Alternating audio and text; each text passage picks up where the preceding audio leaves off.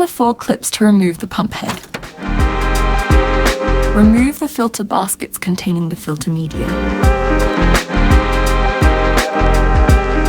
Rinse all the filter media under running water. Place everything back into the baskets and the filter.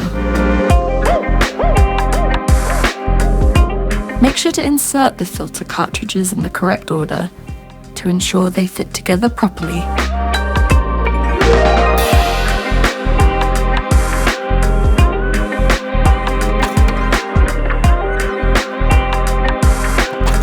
Attach the hose connection block to the filter head. Insert the drainage hoses into the respective connection block.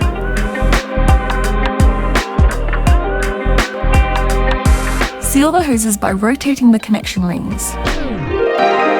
Install the water intake overflow pipe along with the extendable suction pipe and the intake strainer.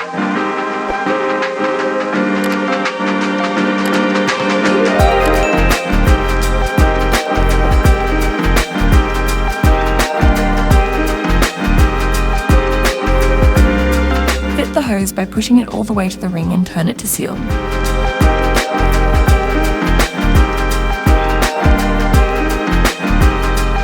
Option 1. Connect the overflow pipe to the spray bar outlet and place it in the aquarium using the suction cups.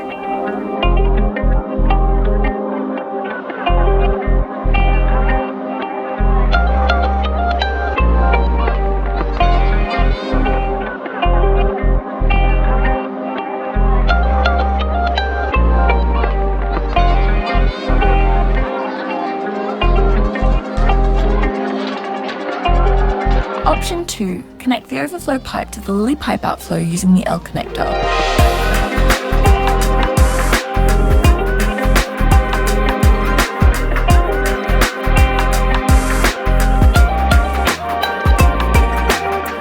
Press the primer until water flows and begins to fill the intake hose and the filter.